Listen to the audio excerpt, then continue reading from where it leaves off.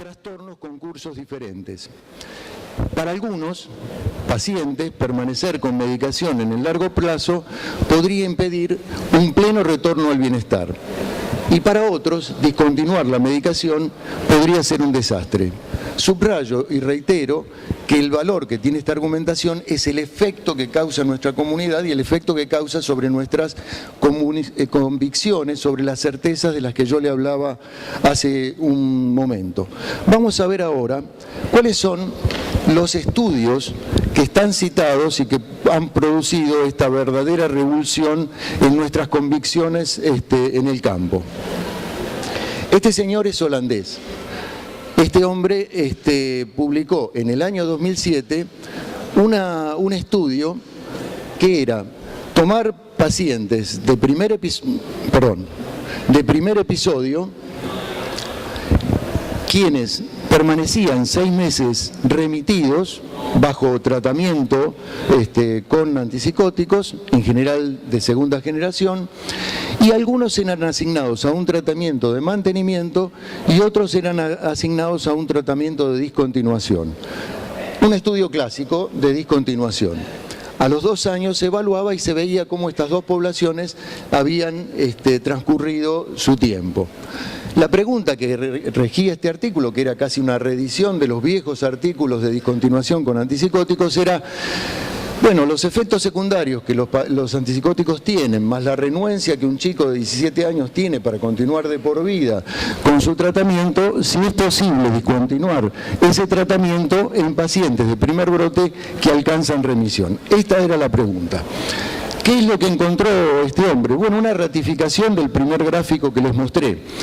Las recaídas fueron 21% en los pacientes que permanecieron en tratamiento contra un 43% de los pacientes que recayeron estando bajo tratamiento discontinuado. El 50% de los pacientes discontinuados tuvo que ser medicado nuevamente. El estudio era abierto. Si alguien empeoraba, se lo medicaba nuevamente. El 21% de pacientes que permanecieron discontinuados permanecieron remitidos. Y el estudio mostró una tendencia no significativa a un mejor desempeño funcional en el grupo de los pacientes discontinuados. Este pequeño detalle no era significativo, era simplemente numérico. Este estudio fue del 2007 cuando se terminó se terminó el estudio. Pasó el tiempo y este hombre, este mismo persona, siguió analizando a esos pacientes que habían sido asignados a un tratamiento de discontinuación o a un tratamiento de mantenimiento. ¿Qué es lo que él encontró 7 años después? Lo que encontró, bueno, que de los 128 pacientes que habían permanecido en tratamiento, consiguió mantener en seguimiento a 103 pacientes, lo cual es una cifra para ser de 7 años muy importante, y midió la severidad de sus síntomas, el funcionamiento social, las recaídas que habían tenido en los 7 años y el tipo de dosis de antipsicóticos en los últimos 2 años. Voy a dar los resultados centrales de este estudio, del estudio de 7 años después. Los resultados son estos. Fíjense qué complicado. Los pacientes, ¿se acuerdan que eran mantenimiento y discontinuados? Los pacientes que habían presentado o estado bajo tratamiento de discontinuación tenían un porcentaje de recuperación a los 7 años del 40%. 40% de los pacientes que habían estado bajo tratamiento de discontinuación estaban recuperados. El porcentaje de pacientes de mantenimiento era del 17%. Esto es lo que alude Insel cuando toma este artículo. El doble de pacientes que habían estado discontinuados de medicación al principio de su tratamiento tenían un grado de recuperación 7 años después que era el doble de lo que habían tenido los pacientes bajo mantenimiento. En cuanto a la remisión sintomática, prácticamente era igual, y lo mismo, la remisión funcional era superior en los pacientes que habían permanecido discontinuados. La pregunta es, ¿cómo puede explicarse esto? Entonces, estos mismos autores plantean que el bloqueo dopaminérgico en los tractos mesolímbicos y mesocorticales es eficaz en el alivio y la prevención de la psicosis. Eso es lo que nosotros vemos y es con lo que estamos todos de acuerdo. Pero ese bloqueo continuo de estos tractos lo que produce es otras alteraciones, otras afecciones en el funcionamiento de nuestro sistema nervioso, como otras funciones como la alerta, la curiosidad, el impulso, los niveles de actividad y las funciones cognitivas ejecutivas están en algún sentido alteradas por el bloqueo dopaminérgico continuo. Probablemente las vías dopaminérgicas, agregan, jueguen un rol periférico en la producción de la psicosis y que se debe investigar otras vías como la hipofunción del receptor NMDA. Esto no es tan importante para lo que es nuestro objetivo. Entonces, tomemos en cuenta y recordemos que cuando nosotros antagonizamos las funciones dopaminérgicas en forma continua, nosotros no solo estamos previniendo psicosis, sino que también estamos produciendo una serie de alteraciones en el funcionamiento que pueden alterar la funcionalidad de las personas que tenemos en tratamiento. Hay que tomar una cierta precaución con este estudio, hay que leerlo con precaución, porque, síganme, no es una palabra un poco complicada, pero síganme con esto. Cuando este estudio, la modalidad o la secuencia numérica de este estudio, mostró que los pacientes que en el año 2007 satisfacían los criterios de primer brote, etcétera, etcétera, eran 257. Pero los que fueron randomizados para esas vías alternativas para entrar en el estudio fueron 157. Fíjense, 100 pacientes, que son el 40%, quedaron en el camino porque rehusaron participar. Estos pacientes eran los pacientes, para decirlo brevemente, los más graves de la muestra en cuestión. Por otro lado, cuando los pacientes iniciaron el proceso de conseguir la remisión, 10% de los pacientes, es decir, 26, no lograron la remisión como para ser incluidos en la randomización para mantenimiento o discontinuación. Entonces, la primera precaución que hay que tener es que alrededor del 50% de los pacientes quedaron fuera de la muestra, con lo cual los pacientes que entraron en la muestra solo fueron el 50%.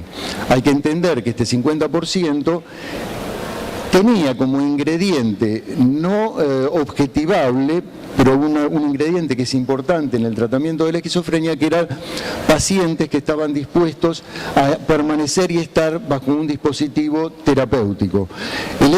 Este hecho no es un hecho menor, porque está claro que pacientes que tienen una mayor conciencia de lo que les pasa y una mayor predisposición y esto a tratamiento, son los pacientes que a priori tienen un mejor resultado en su evolución clínica. Esto es un dato, vuelvo a decir, es un dato no menor y es un dato que tiene que ver más con aspectos subjetivos que con aspectos objetivos de la cuestión. Y a los 7 años, finalmente, como ustedes ven acá, llegan 103 pacientes que son solamente el 40% de la muestra. Es decir, en resumen, este estudio citado por INSEL nos muestra datos que son fuertes, que son controvertidos respecto de nuestras convicciones o certezas clínicas, pero hay que tomarlo esto con la precaución que les acabo de decir. Martin Harrow, que es el otro hombre citado por INSEL, es un hombre que tiene como la virtud de trabajar a largo plazo con pacientes. Es un hombre que no está vinculado con estudios de corto plazo, que son los estudios de corto plazo en esquizofrenia, son los que forman más nuestra cabeza y nuestra mentalidad respecto de la utilización de recursos. Este hombre, en cambio, ha seguido cohortes de pacientes a lo largo de muchos años, 15, 20 o 25 años.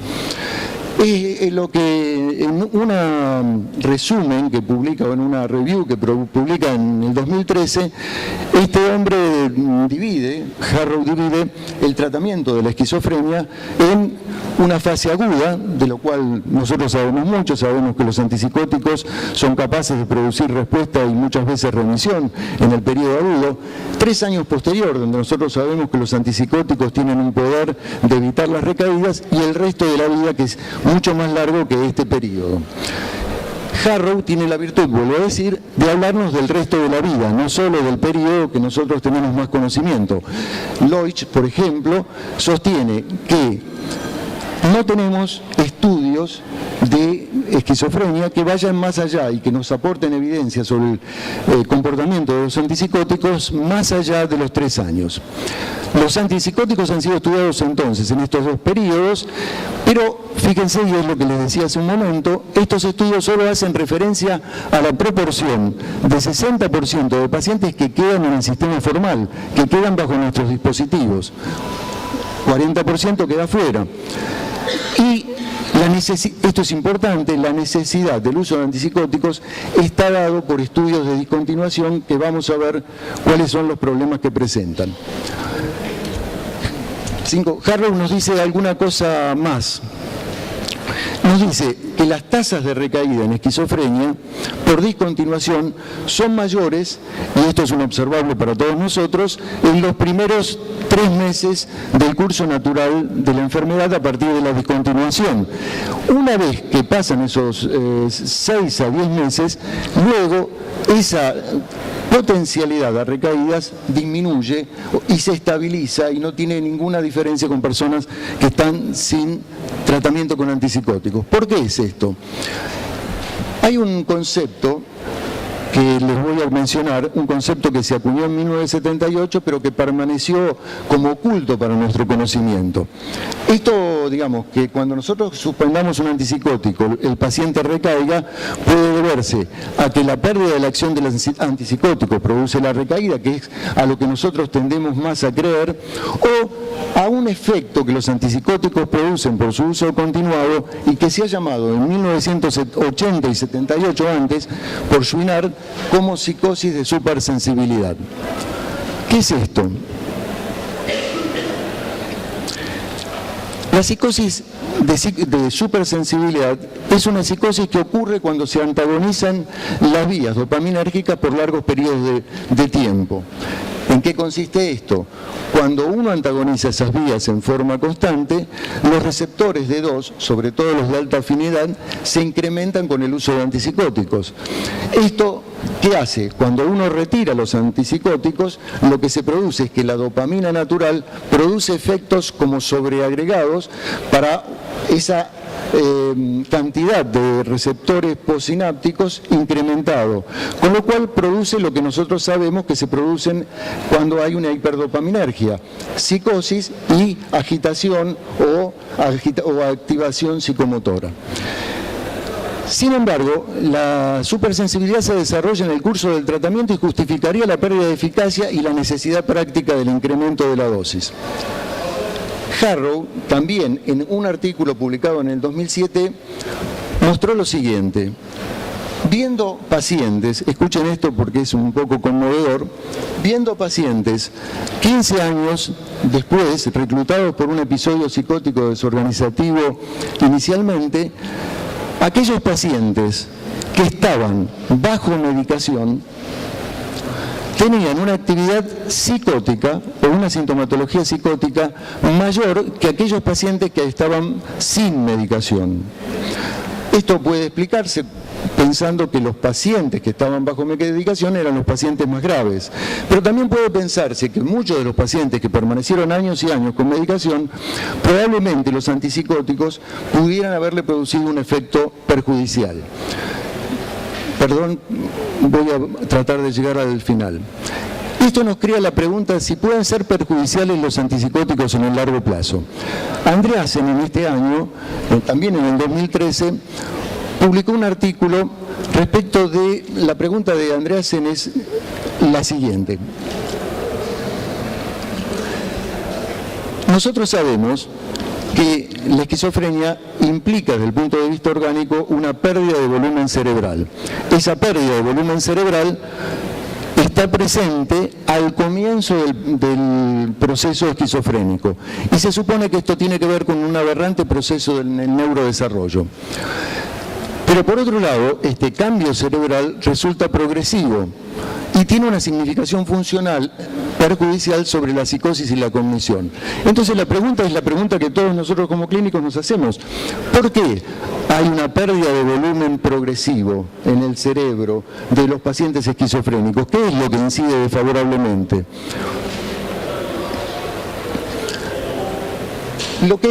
El estudio de Andreasen, que es sumamente cuidadoso con resonancias magnéticas seguidas a lo largo de años con pacientes, muestra que el número de recaídas no es significativo, que la duración de recaídas en cambio sí es significativa y produce una pérdida de volumen cerebral total, pero sobre todo en el lóbulo frontal y en la sustancia blanca.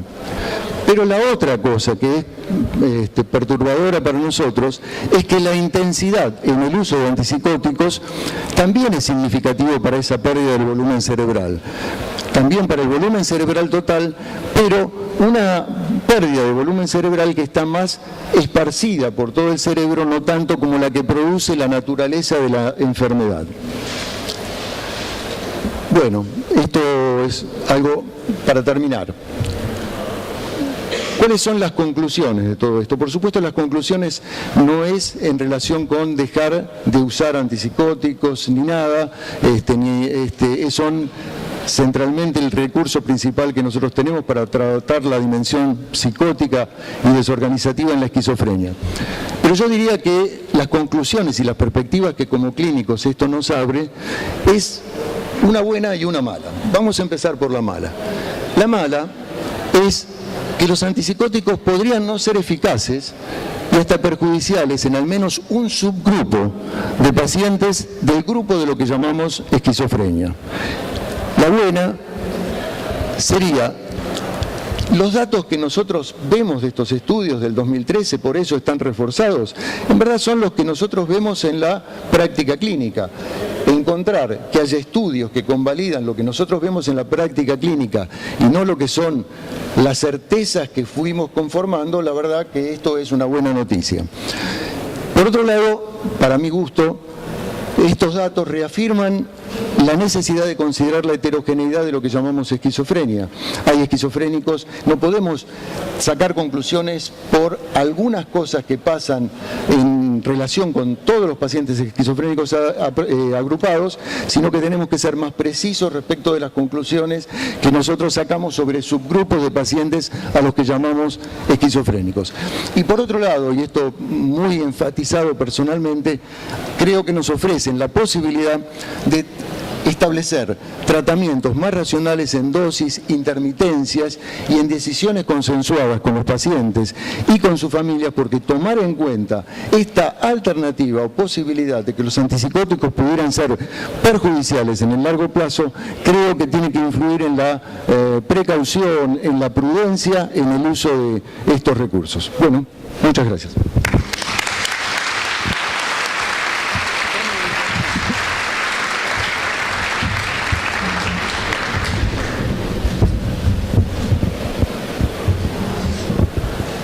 Bueno, muchas gracias Aníbal por tu disertación.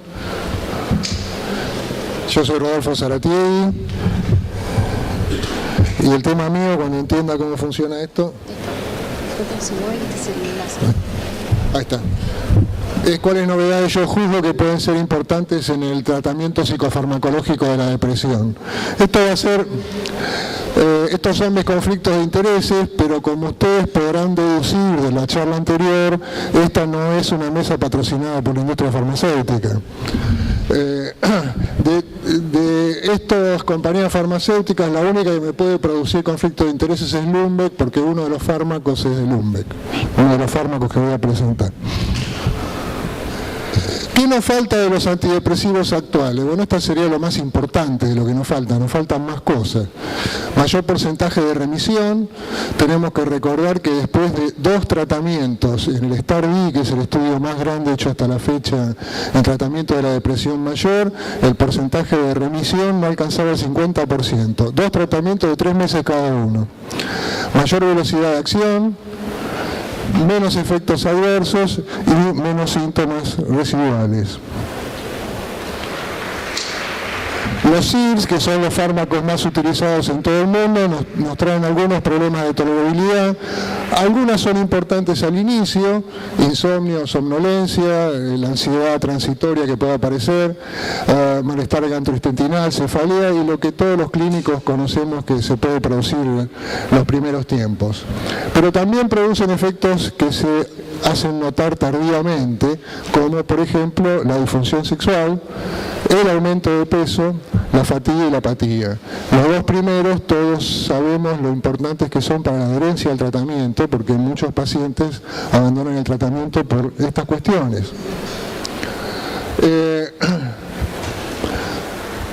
El problema que tenemos, como dice este artículo de Guardian, de un diario inglés, es que las compañías farmacéuticas cada vez investigan menos en el sistema nervioso central y hay varias compañías importantes que han retirado los fondos de investigación del sistema nervioso central.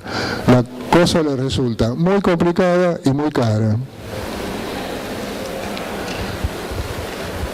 Más que yo quiero centrarme sobre todo en los antidepresivos que puedan venir, prepararnos un poco para su farmacología, porque la farmacología de los próximos antidepresivos es más compleja.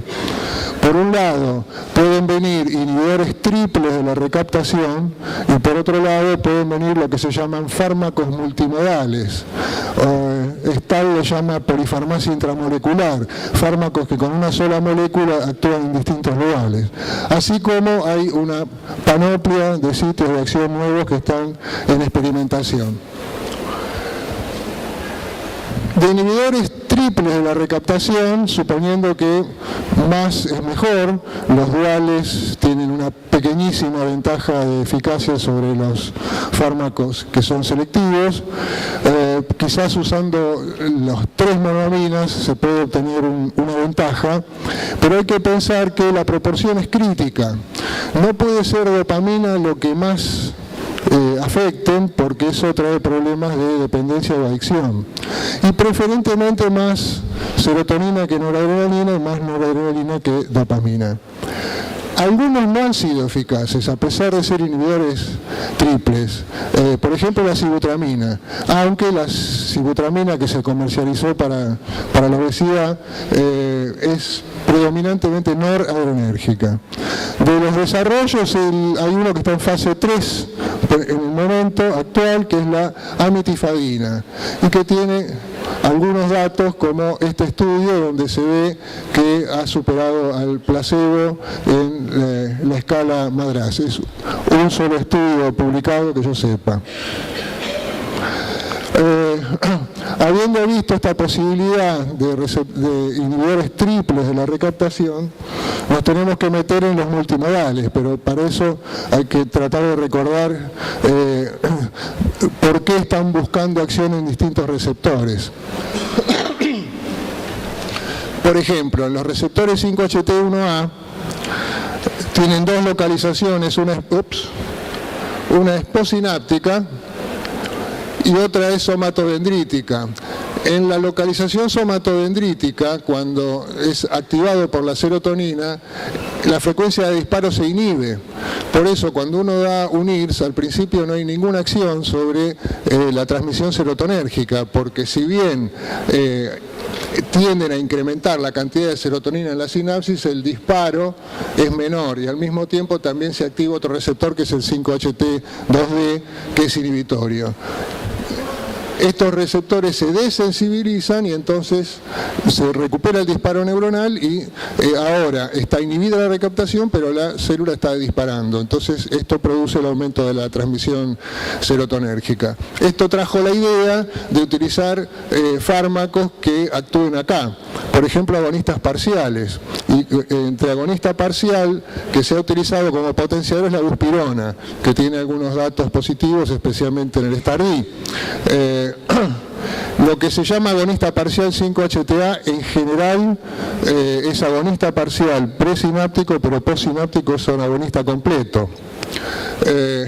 Todo esto introduce a este fármaco, el vilazodone, que está comercializado en Estados Unidos y en Japón, que cumple lo de inhibir la recaptación de serotonina y ser agonista parcial 5-HT1A en la misma molécula. A diferencia de la buspirona, la dosis, después de tener problemas importantes en el hallazgo de dosis, la establecieron por PET, de manera que se sabe que la ocupación de este receptor es óptima, cuestión que no sucedía con la buspirona. Hay una curiosidad, en fase 2 hicieron 5 ensayos doble ciego y eran todos negativos. Pero cuando llegaron en fase 3 y ajustaron la dosis, tuvieron de 2 ensayos 2 positivos. Esto es lo que hay hasta el momento. Los efectos adversos más comunes del vilazodone son diarrea, náuseas, vómitos e insomnio. Tiene muy pequeño efecto sobre el peso, 1,7 kg en un año, y esto puede llegar a ser importante. Y los efectos adversos sobre la sexualidad no están consistentemente demostrados. Ha aparecido en reportes espontáneos 5 a 17% de incidencia versus placebo, que es de 0 a 1,5. Pero no podemos olvidarnos que los pacientes no reportan espontáneamente estas cosas, que esto se tiene que medir con escalas ad hoc.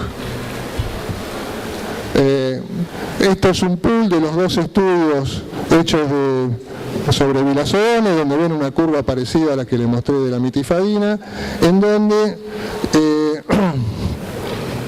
la droga se separa del placebo ya en la primera semana, como si esta cuestión de tener acción sobre el receptor 5-HTA tuviera alguna repercusión clínica, digamos. Bien, ya hay una revisión sistemática sobre los estudios publicados y no publicados de vilazodone, que la mejor manera de sintetizarla es con el NNT, que lo repaso un poquito para aquellos colegas jóvenes que no lo conocen. Es una medida de significación clínica. Número necesario para tratar, acá un ejemplo con 4. Si número necesario para tratar es de 4, quiere decir que yo tengo que tratar a 4 pacientes para obtener una respuesta positiva más que el placebo. Es decir, hasta que no llego a los 4 pacientes no obtengo una más que el placebo. Si el placebo obtuvo 1, yo obtengo 2. Esto es el número necesario para tratar. Y es la medida más utilizada de significación clínica. ¿Cómo se leen?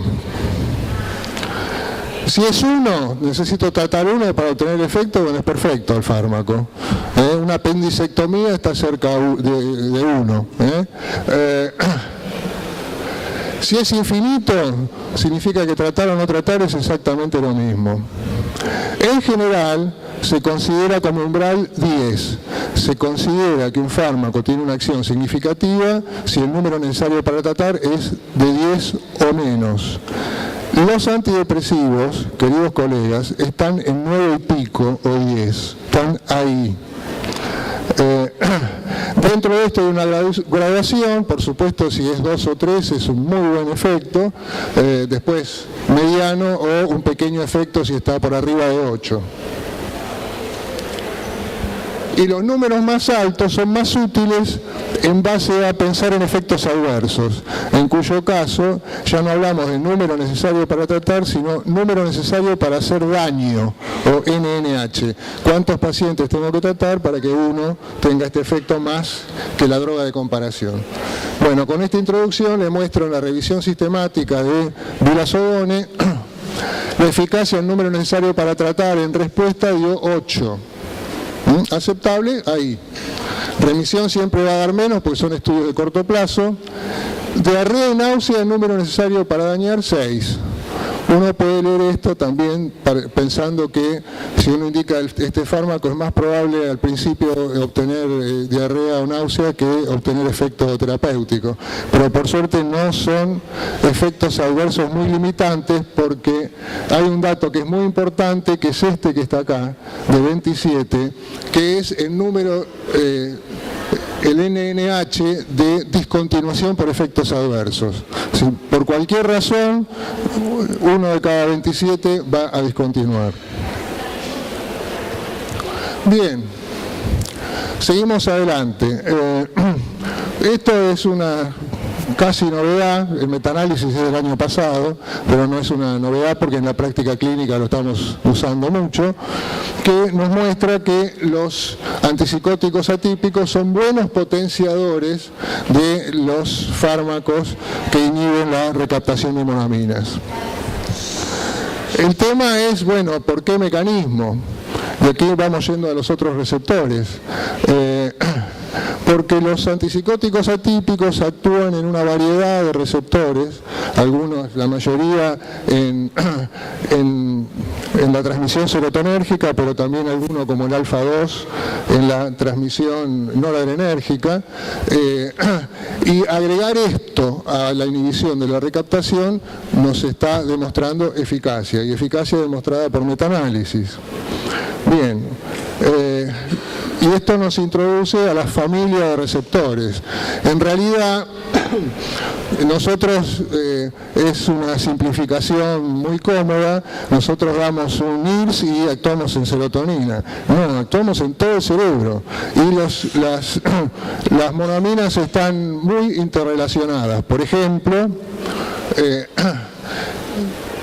la serotonina, además de ir a la neurona postsináptica, a la neurona diana, actúa sobre una interneurona GABA que está inhibiendo la noradrenalina. Esta interneurona GABA tiene un receptor 5-HT2A que es excitatorio, o sea que si nosotros estimulamos la transmisión serotonérgica, deprimimos la noradrenérgica. Y otro tanto con la dopaminérgica vía receptor 5-HT2C. Entonces, cuando uno puede agregar un freno a este freno, desinhibe los otros sistemas aminérgicos. Y por eso esta es una de las dianas del tratamiento farmacológico. Otra diana es el alfa-2 presináptico, que es donde actúa la mianserina, está bloqueando, inhibiendo la inhibición, y el 5-HT2D, que también inhibe a inhibición. Si me pudieron entender, seguimos. Esto me introduce al próximo fármaco, que es la vortioxetina, que está comercializándose en Estados Unidos en este momento, que es un agonista parcial, un inhibidor de la recaptación de serotonina, un agonista parcial 5-HT1A, y también es un antagonista 5-HT1D, 5-HT3 y 5-HT7. Ha tenido 6 de 9 estudios positivos en fase 3 en dosis de 1 a 20 miligramos. Y la dosis la que se recomienda es de 5 a 20. Receptor 5-HT7, ¿qué importancia puede tener? Bueno, lo que se postula es que el receptor 5-H7, que es excitatorio, cuando la neurona del núcleo dorsal del RAFE estimula el receptor de una interneurona GABA, lo que está haciendo es inhibiendo una célula, en este caso de la corteza prefrontal medial, que sabemos que está inhibida en la depresión. Si nosotros al aumento del neurotransmisor le agregamos la pérdida de este freno, mejoraríamos la acción del fármaco. Esto pasa con el 5-HT7.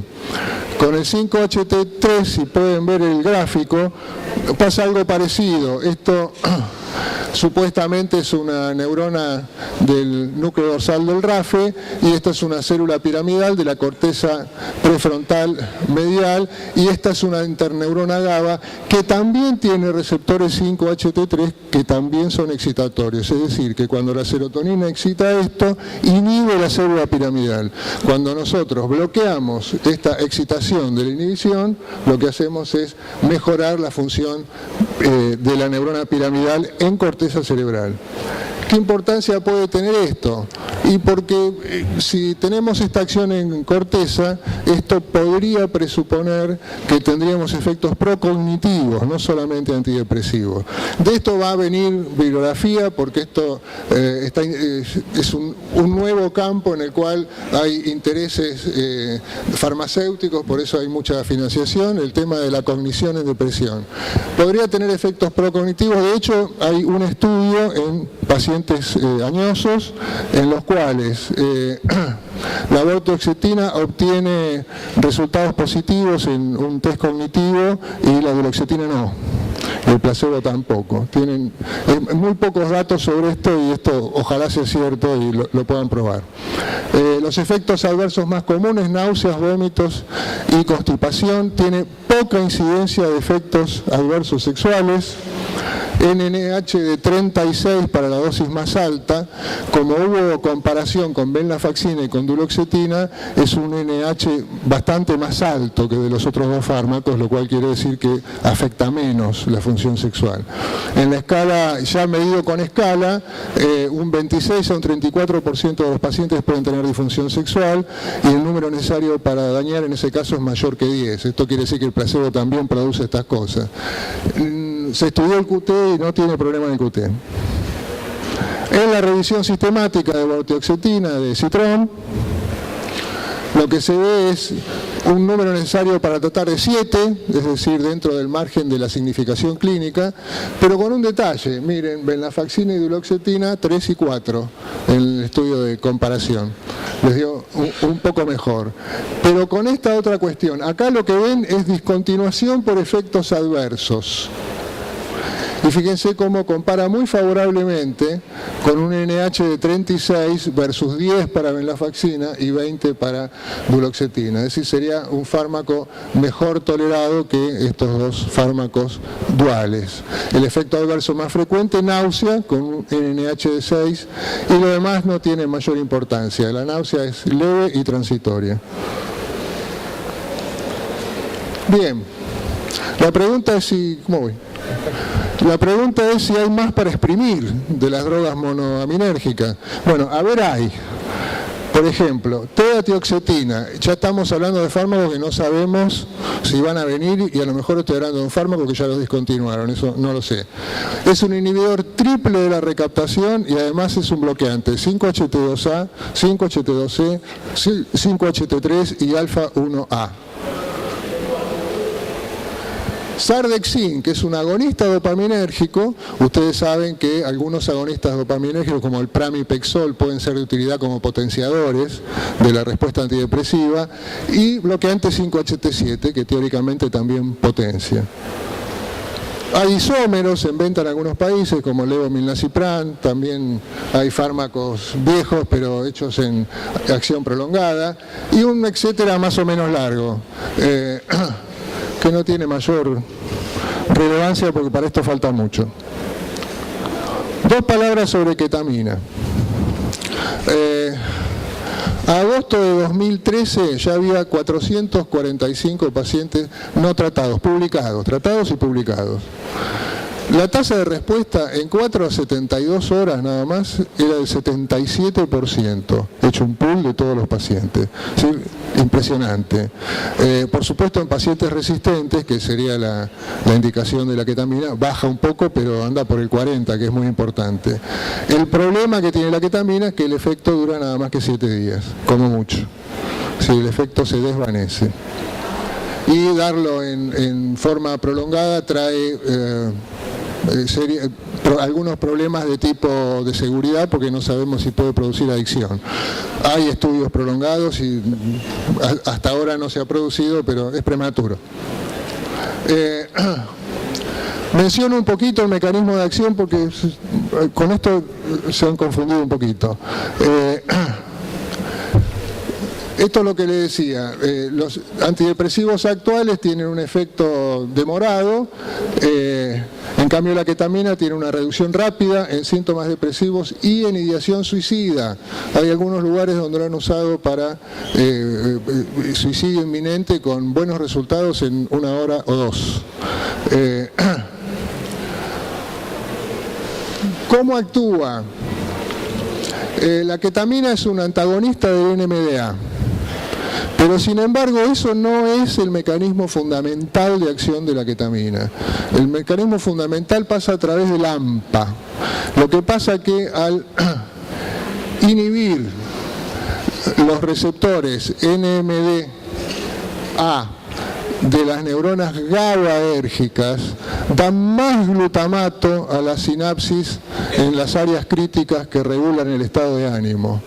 Y ese más glutamato se enfrenta posinápticamente a un receptor NMDA bloqueado y a un AMPA que está esperando que venga. O sea que lo que hace la ketamina es una gran potenciación de la señal AMPA. Ok, llego. Este es el modelo propuesto de acción en la cual se representa a el receptor AMPA y cómo va reciclando su subunidad de la GLUA1. Esto va a las vesículas y vuelve y también se sintetiza. Cuando se da la ketamina pasan un par de cosas. Una es que se estimula la formación de mTOR. mTOR es la vedette ahora del tratamiento antidepresivo. Y el mTOR induce rápidamente la síntesis de subunidades del receptor. Pero también produce un aumento del BNF. Y esto no tiene nada que ver con los antidepresivos. Ustedes me pueden decir, bueno, lo hacen todos los antidepresivos. No, los antidepresivos producen aumento de la síntesis del BNF. La ketamina produce aumento de la liberación, así que inmediatamente produce un aumento de neurotrofina. Y este aumento de neurotrofina estimula mTOR e inhibe GSK3, lo cual redunda en una aceleración del ciclo de recambio de las subunidades del AMPA y el AMPA mejora. Es decir, la idea que se ha extraído del mecanismo de acción de la ketamina es esta, es un favorecimiento de la transmisión AMPA en detrimento de la transmisión NMDA. Bueno, espero haberlo podido explicar. De ahí surge, por supuesto, se imaginan cómo están tratando de encontrar la ketamina que no traiga problemas de adicción, que no haya que darla con un anestesista, que se pueda dar por vía oral. Hay algunas moléculas como Riluzol y la nisemina, pero cuando lo pongo en colorado quiero decir que ya se discontinuaron. Antagonistas de otro receptor del NMDA, que son muchos. Los que dicen que más promisorios son los antagonistas del NMDA subtipo 2B. Un pequeño paréntesis, si alguno trabaja en un servicio hospitalario que estén dispuestos a arriesgarse y utilizar ketamina, nosotros 3 tenemos una paciente esperando, porque el tema es que los pacientes que llegan a la instancia ketamina son pacientes que no respondieron a nada, a 3 tipos de psicoterapia, a todos los psicofármacos, electroshock, etcétera, y ya se quedaron sin plata, así que no pueden pagar el tratamiento. Si alguien se anima, lo recibimos con mucho gusto. Bueno, otros caminos. Como ven, el cerebro es un poquito complejo. Tenemos más neuronas que galaxias hay en el universo, así que de esto hay mucho. Pero fíjense que hay muchos en rojo. Fíjense que hay muchos en rojo, ¿no? Es decir, muchos que están discontinuados. Estas líneas hasta ahora no han traído grandes descubrimientos.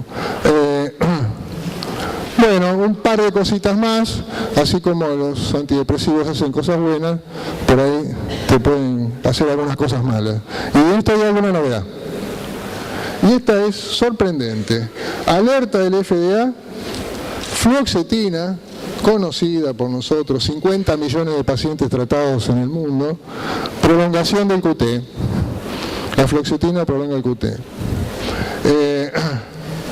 Yo no creo que esto tenga una super implicancia clínica, porque si no hubiera habido una epidemia de muerte súbita.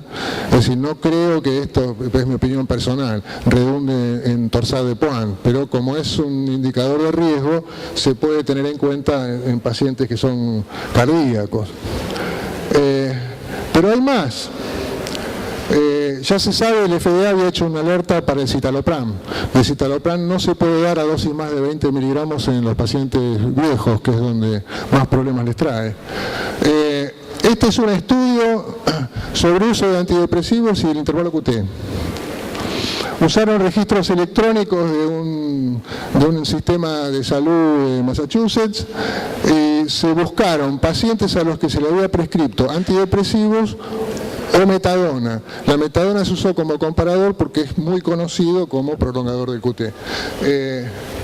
241.000 pacientes, 1,5 millones de mediciones. Vayan a decirles que la muestra es chica.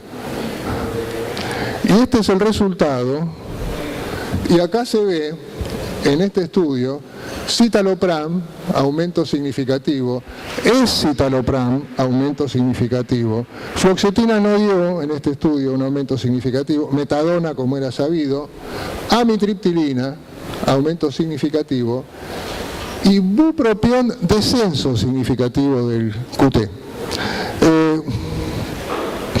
¿Qué podemos decir como implicancia práctica de todo esto? Yo diría que en un paciente cardíaco o con problemas de arritmia, o que nosotros sabemos que es un paciente de riesgo cardiovascular importante, habiendo otros fármacos muy estudiados como la sertralina, por ejemplo, o fármacos limpios del QT como la paroxetina, sería preferible utilizar en primer lugar a ellos.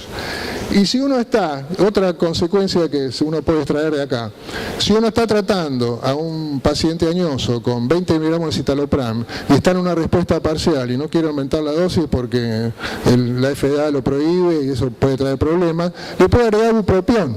Se queda tranquilo que el QT no solo no va a aumentar, sino que va a disminuir. Bueno, por último, yo ya he mostrado, y esto lo digo siguiendo a lo largo de los años, que con los antidepresivos hay que tener cuidado, especialmente los IRS, con la osteoporosis. Los IRS disminuyen la formación de hueso, no aumentan la resorción, disminuyen la formación, pero también aumentan el número de caídas. Producen una inestabilidad postural y aumentan el número de caídas. Por supuesto, si uno tiene osteoporosis y se cae, el riesgo es la fractura.